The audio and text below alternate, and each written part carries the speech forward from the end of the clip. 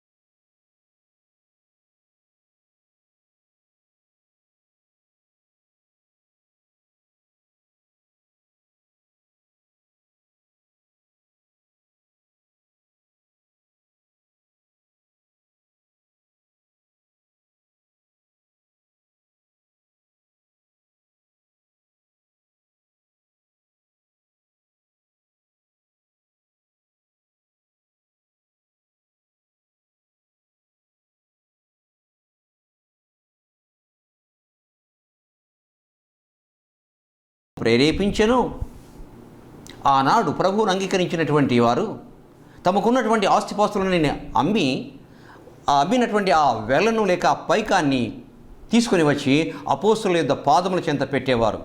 దేవుని యొక్క సేవ కొరకై వాడండి, దేవుని పని కొరకై వాడండి అని చెప్పేసి మరి ప్రభువును అంగీకరించినటువంటి వారు తీసుకొచ్చి పెట్టేవారు. అయితే వీరు కూడా ప్రభువును విశ్వసించారు, వీరు కూడా ప్రభువును నమ్మారు, వీరు కూడా ప్రభు యెడల భయభక్తులు కలిగి ఉన్నారు. కానీ అననీయ సప్పిరాలు వీరిద్దరు ఏం చేశారంటే తన యొక్క పొలము అమ్మారు. అయితే కొంత దాచుకొని కొంత అపోస్తుల దగ్గరికి వచ్చి వాళ్ళ పాదముల చెంత ఉంచారు. కొంత దాచుకున్నారు, కొంత అపోస్తుల యొక్క పాదముల దగ్గర పెట్టారు. అప్పుడు పేతురు ఏమంటాడంటే అననీయ ఒక్కడే వచ్చాడు పైకం తీసుకొని. అప్పుడు పేతురు, అననీయ, నీ భూమి వెలలో కొంత దాచుకొని పరిశుద్ధాత్మను మోసపుచ్చుటకు సాతాను ఎందుకు నీ హృదయం ప్రేరేపించను? ఒక చిన్న అవకాశం ఇచ్చాడు సరిదిద్దుకోవడానికి. అననీయ, నీ భూమి అమ్మావు, కొంత దాచిపెట్టుకుని కొంత తీసుకొని వచ్చావు, ఎందుకు నువ్వు పరిశుద్ధాత్మను మోసపుచ్చడానికి సాతానుకు నీ హృదయాన్ని ఎందుకు ఇచ్చావు? ఎందుకు అవకాశం ఇచ్చావు నీ హృదయాన్ని ప్రేరేపించడానికి? వెంటనే అననీయ పేతురు దగ్గర ప్రభువును క్షమాపణ అడిగింటే బాగుండు. ప్రభువా, నేను తప్పు చేశానయ్యా, నీ యొక్క దాసుల చేత నేను హెచ్చరింపబడ్డానయ్యా, నీ దాసుల చేత గద్దించబడ్డానయ్యా, ఈ అవకాశం నేను తీసుకుంటున్నాను ప్రభువా, నన్ను క్షమించు అని ఆ అవకాశాన్ని తీసుకొని ఉంటే బాగుండేది. ఆ అవకాశాన్ని తీసుకోలేదు. అది అననీయ చేసినటువంటి పొరపాటు. పేతురు, దైవజనుడైన పేతురు ఇచ్చిన అవకాశాన్ని నిర్లక్ష్యము చేశాడు, తృణీకరించాడు, మనసు పెట్టలేదు. 4వ వచనము మరలా అంటాడు పేతురు, ఏమన్నాడంటే, అది నీ యొద్ద ఉన్నప్పుడు నీదే కదా, అది నీ వశమై ఉండలేదా? ఎందుకు ఈ సంగతి నీ హృదయంలో ఉద్దేశించుకున్నావు? నీవు మనుషులతో కాదు దేవునితోనే అబద్ధమాడితివి అని అతనితో చెప్పాను. అయ్యో, ఆ పొలం నీ దగ్గర ఉన్నప్పుడు నీదే, అమ్మినప్పుడు ఆ పైకం నీదే, నీ దగ్గర ఉన్నప్పుడు నీదే కదా. మరి అటువంటిప్పుడు కొంత నేను దాచుకున్నాను, కొంత ప్రభువుకి ఇచ్చాను. అయ్యా, నా అవసరాలకు కావాల్సి వచ్చిందని అడిగి ఉంటే ఎంత బాగుండేది. నువ్వు మనుష్యులతో కాదు దేవునితోనే అబద్ధమాడావు. దేవునితో ఎవరైనా అబద్ధమాడి జీవించగలరా? దేవునితో అబద్ధం ఆడగలరా? ఆడలేరు. నా ప్రియమైన వారలారా, తప్పును ఒప్పుకోవడానికి, ఈ పొరపాటును సరిదిద్దుకోవడానికి ఒక అవకాశం ఇవ్వబడింది అని 2 సార్లు అవకాశం ఇచ్చాడు పేతురు. అయితే అననీయ ఆ అవకాశాన్ని సద్వినియోగం చేసుకోలేదు. అననీయ ఆ అవకాశాన్ని నిర్లక్ష్యము చేశాడు. 5వ వచనములో అననీయ ఈ మాటలు వినుచునే పడి ప్రాణం విడవగా, ఆ మాటలు వింటూనే ఉన్నాడు, ప్రాణం విడిచాడు. వినిన వారందరికీ మిగుల భయము కలిగెను. అప్పుడు పడుచువారు లేచి వానిని బట్టలో చుట్టి మోసుకొని పోయి పాతిపెట్టిరి. అననీయ జీవితము అంతమైపోయింది. అపోస్తలులైనటువంటి వారు ఒక అవకాశం ఇచ్చారు, సరిదిద్దుకోవడానికి, చక్క చేసుకోవడానికి, పొరపాటు క్షమించబడడానికి అవకాశం ఇచ్చారు. కానీ ఈ అవకాశాన్ని సద్వినియోగం చేసుకోలేదు, నిర్లక్ష్యం చేశాడు. సరే పోని, గతించిపోయాడు. అయితే ఆయన భార్య సప్పీరా, ఆమె కూడా వచ్చింది. అయితే వీరిద్దరూ కలిసి మాట్లాడుకున్నారండి. ఇంతకు అమ్ముదాం, ఇంత దాచిపెట్టుకుందాం, ఇంతనే తీసుకుపోయిద్దాం, ఎంత అని అడిగితే ఇంతే అని చెబుదామని చెప్పేసి ఇద్దరు చక్కగా కూడబలుక్కున్నారండి. ఆమె వచ్చింది అక్కడికి.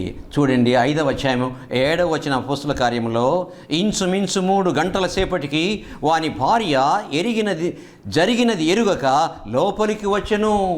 ఎక్కడైతే అపోస్తులు ఉన్నారో, ఎక్కడికైతే తన భర్త వెళ్ళాడో, ఎవరి పాదముల చెంత అయితే ఆ పైకం తీసుకొని వెళ్ళి పెట్టాడో అక్కడికి వెళ్తుంది ఈమె. జరిగినది ఎరుగక లోపలికి వచ్చెను.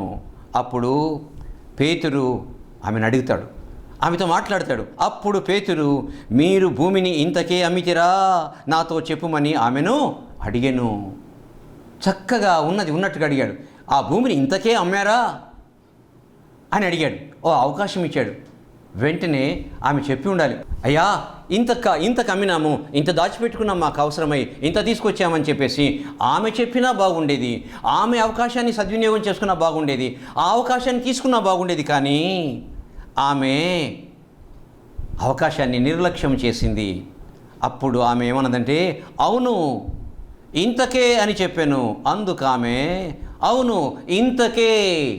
చక్కని భార్యాభర్తలండి, ఎంత చక్కగా కూడబలుకున్నారో. వారు అడిగితే నేను ఈ మాట చెప్తాను, వారు అడిగితే నువ్వు ఇదే మాట చెప్పు, ఇద్దరం ఇదే మాట మీద ఉందామని చెప్పేసి ఎంత చక్కగా కూడబలుకున్నారో అననీయ సఫీరాలు. వెంటనే పేతురు అంటాడు, ఇంకొక అవకాశం ఇస్తాడు ఈమె కూడా. అందుకు పేతురు, ప్రభు యొక్క ఆత్మను శోధించుటకు మీరు ఎందుకు ఏకీభవించితిరి? ఇంకొక అవకాశం ఇస్తాడు, ప్రభు యొక్క ఆత్మను శోధించడానికి మీరు ఎందుకు ఏకీభవించారు అని. ఆ మాట విన్న తర్వాత పేతురు గారితో, అయ్యా తప్పు చేశాము, పొరపాటు అయిపోయింది అయ్యా, క్షమించండి ప్రభువా, మేము తప్పు చేశాము, యేసు మేము తప్పు చేశాము అని చెప్పేసి అడిగుంటే బాగుండేది. అయితే అడగలేదు. వెంటనే పేతురు ఇంకొక అవకాశం ఇస్తాడు, ఇదిగో నీ పెనిమిటిని పాతిపెట్టిన వారి పాదములు వాకిటే ఉన్నాయి, నీ భర్త చనిపోయాడు ఇక్కడే, అదిగో ఈ యవన బిడ్డలు తీసుకుని వెళ్ళి పాతి పెట్టారు, వారి పాదాలు ఇక్కడే ఉన్నాయి, ద్వారబంధం దగ్గర తలుపు దగ్గరే ఉన్నాయి, వారు నిన్ను మోసుకొని పోతారు, జాగ్రత్త అన్నప్పుడైనా కూడాను ఆమె, అయ్యా తప్పు చేశాము, మేము అబద్ధమాడాము, పొరపాటు చేశాము, పరిశుద్ధాత్మను మోసపుచ్చాము, యేసు ఎడల మేము ఈ విధంగా ప్రవర్తించాము, క్షమించండి అని పేతురుని అడిగితే క్షమించబడి ఉండేవారేమో. అవకాశాన్ని సద్వినియోగం చేసుకునలేదు. రావలసిన ఉగ్రతే వచ్చింది. 10వ వచనములో, వెంటనే ఆమె అతని పాదముల మీద పడి విడిచెను. ఆమె వెంటనే ఆమె వారి పాదముల చెంత పడి ప్రాణము విడిచెను. వెంటనే పడుచువారు వచ్చి ఆమెను తీసుకుని పోయి పాతిపెట్టుట జరిగిందండి. చూసారా? ఎందుకని? దైవజనులు అవకాశం ఇచ్చాడు, దేవుడు అవకాశం ఇప్పించాడు దైవజనుల చేత. ఎందుకంటే ఏ వ్యక్తి కూడా నశించడం ఇష్టం లేదు. అననీయ సఫీరాలు కూడా ప్రభువును విశ్వసించారు. వాళ్ళు విశ్వసించకపోతే ప్రభు దగ్గరికి ఈ యొక్క పైకం తీసుకొని వచ్చి ఉండేవారు కాదు. వారు విశ్వసించారు. అయితే వారి విశ్వాసం ఏమైపోయింది? ధన వ్యామోహమునకు లొంగిపోయింది, ధన వ్యామోహమునకు పడిపోయింది, ధన వ్యామోహమునకు బానిస అయిపోయిందండి. చూసారా? దేవుడు దైవజనుల ద్వారా ఇచ్చినటువంటి అవకాశాన్ని సద్వినియోగము చేసుకొనలేదు. చూసారా నా ప్రియమైన వారలారా? రైట్, ఇంకొక మాట, రెండవ మాటకు వెళ్దాం. ఏంటంటే హెచ్చరికను నిర్లక్ష్యము చేయుట. హెచ్చరికను నిర్లక్ష్యము చేయుట. నా ప్రియమైనటువంటి వారలారా, రాజుల గ్రంథంలో ఒక గొప్ప రాజును చూడగలం. ఏంటంటే ఎవరంటే ఆయన రాజైన సొలొమోను, దావీదు యొక్క కుమారుడు. దావీదుకు చాలా ఇష్టమైనటువంటి కుమారుడు. సొలొమోను చాలా గొప్పవాడు, చాలా జ్ఞానవంతుడు. ఆయన వంటి జ్ఞానవంతుడు ఎవరు లేరు. ఆశ్చర్యకరమైనటువంటి జ్ఞానము ఆయనకు దేవుడిచ్చాడు. అంతేకాదు, జ్ఞానవంతుడే కాదు, ఆయన కీర్తనలు రాశాడు. అంతేకాదు, వేల కొలది ఆయన సామెతలు రాశాడు. అంతేకాదు, మానవ జీవితానికి కావలసినటువంటి అద్భుతమైనటువంటి మాటలు రాశాడు ఆయన గ్రంథములో. అవి లిఖించబడి ఉన్నవి. అంతేకాదు, ఆయన గొప్ప నిర్మాత, దేవుని యొక్క ఆలయమైనటువంటి యెరూషలేము మహాదేవాలయాన్ని కట్టినటువంటి గొప్ప నిర్మాత ఆయన మరి ప్రతి మొక్కను గురించినట్టు రాసినటువంటి ఒక గ్రేట్ బొటానిస్ట్ ఆయన, వృక్ష శాస్త్రవేత్త, అనేకమైనటువంటి జంతువులను గురించి వ్రాసినటువంటి ఆయన జంతు శాస్త్రవేత్త, గ్రేట్ జువాలజిస్ట్ ఆయన. అంతేకాదు, ఆయనకు విపరీతమైనటువంటి జ్ఞానం ఉంది. ఎందుచేతనో తెలుసా? నీకేం కావాలి అని దేవుడు దర్శనంలో కనబడి అడిగితే, ఇంత గొప్ప సామ్రాజ్యాన్ని ఇచ్చావయ్యా, ఇంత గొప్ప జనాంగాన్ని నాకు ఇచ్చావయ్యా, అయితే వీరిని పరిపాలించడానికి, వీరి ఎడల న్యాయం తీర్చడానికి నాకు జ్ఞానం సరిపోదే, జ్ఞానం అనుగ్రహించమని అడిగినప్పుడు ఏ రాజు కూడా ఇలా అడగలేదు. నీకు జ్ఞానమే కాదు, సమస్తమైనటువంటి వైభవాన్ని, ఐశ్వర్యాన్ని ఇస్తున్నానని చెప్పేసి ఇచ్చాడు దేవుడు. అంత గొప్ప వైభవాన్ని, జ్ఞానాన్ని పొందినటువంటి రాజు సొలొమోను, ఆయన కుమారుడే రెహబాము. నా ప్రియమైన వారలారా, సొలొమోను మహారాజు విపరీతమైనటువంటి కట్టడాలు కట్టించాడు. యెరూషలేము దేవాలయాన్ని కట్టించాడండి, రాజనగరు కట్టించాడండి, రాజనగరు కట్టించాడండి. అనేక మంది భార్యలను చేసుకున్నాడండి, అనేక మంది ఉపపత్నులు ఆయనకు ఉన్నారండి. అయితే ఒక్కొక్క రాణి వారికి ఒక అంతఃపురము, ఇంకొకరికి ఈ విధంగా విపరీతంగా అంతఃపురాలను, రాజమందిరాలను కట్టించి రాణివాసములను కట్టించాడండి. అయితే దీనిని కట్టించడం ద్వారా ప్రజలను చాలా కష్టపెట్టాడు, ఆయన చాలా ఇబ్బంది పెట్టాడు. అయితే రాజైన సొలొమోను గతించిపోయిన తర్వాత రెహబాము రాజు అవుతాడు. ప్రజలు ఆయన దగ్గరికి వచ్చి అడుగుతారు, ఏమనంటే మొదటి రాజుల గ్రంథము 12వ అధ్యాయం 4వ వచనంలో ఈ మాట వ్రాయబడింది. నీ తండ్రి బరువైన కాడిని మా మీద ఉంచెను, నీ తండ్రి నియమించిన కఠినమైన దాస్యమును మా మీద అతడు ఉంచిన బరువైన కాడిని నీవు చులకన చేసిన యెడల మేము నీకు సేవ చేయుదుము. చక్కని మాట అడిగారండి. మీ తండ్రి గారు బలమైన కాడిని మా మీద ఉంచాడయ్యా, విపరీతమైన బరువును మా మీద ఉంచాడు. అయితే ఆ బరువును తీసివేసి చులకన చేసినట్లయితే, ఆ బరువు లేకుండా చేసినట్లయితే నీకు మేము సేవ చేస్తాము అని చెప్పేసి వారు వచ్చి విన్నవించుకున్నారు, ప్రార్థించారు రాజైనటువంటి రెహబామును. ప్రజలందరూ బాగుందండి, మీరు అడగడంలో ఎంత మాత్రమూ తప్పు లేదు.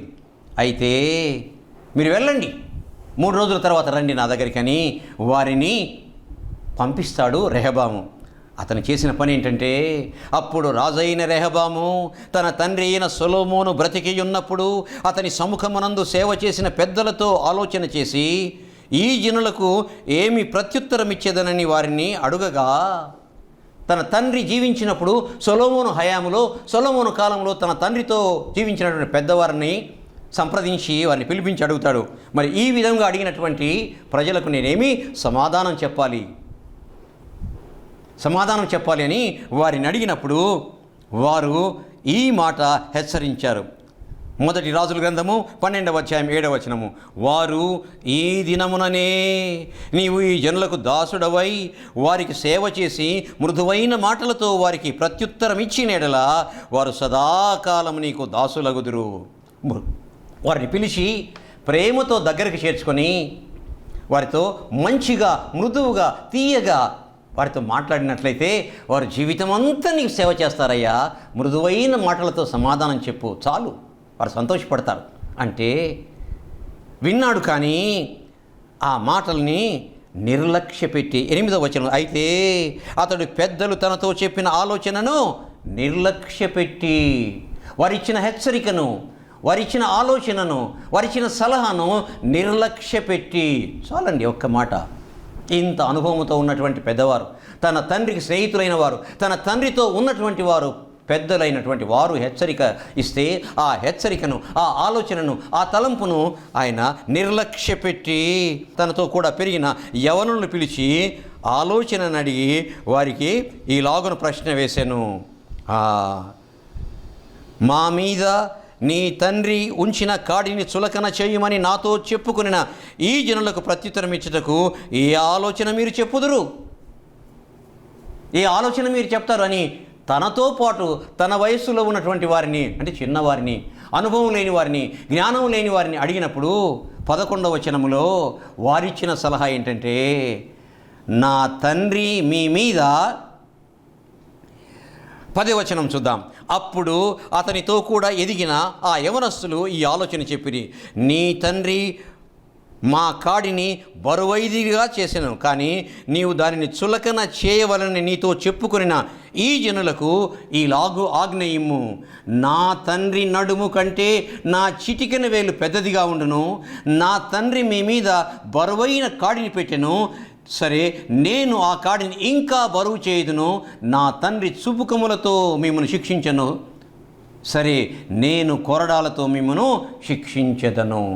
మృదువుగా మాట్లాడమని పెద్దవాళ్ళు సలహా ఇస్తే వీరేం సలహా ఇచ్చారంటే, నా తండ్రి నడుము కంటే నా చిటికెన వేలు బరువైంది, అంటే ఆయన భారం పెట్టాడు, నేను ఇంకా భారం పెడతాను. నా తండ్రి చుబుకములతో మిమ్మల్ని శిక్షించాడు, నేను కొరడాలతో జాగ్రత్త. ఎంత నిర్లక్ష్యము. వెంటనే చాలా బాధపడ్డారు, ఏడ్చారు, గగ్గోలు పెట్టారు. అయ్యో, దావీదు వంటి జ్ఞానం లేదే, సొలొమోను మరి ఇలా చేశాడు, సొలొమోను చేసినటువంటి పనులుగా చేయవద్దని మేము అడిగితే ఇంకా భారం పెడతానన్నాడే. దావీదులో మాకు పాలు ఎక్కడా, దావీదులో మాకు వాటా ఎక్కడా, దావీదులో మాకు భాగం ఎక్కడా, ఇంకెక్కడి దావీదు సామ్రాజ్యము, అయ్యో అని వారు వెళ్ళిపోతారు.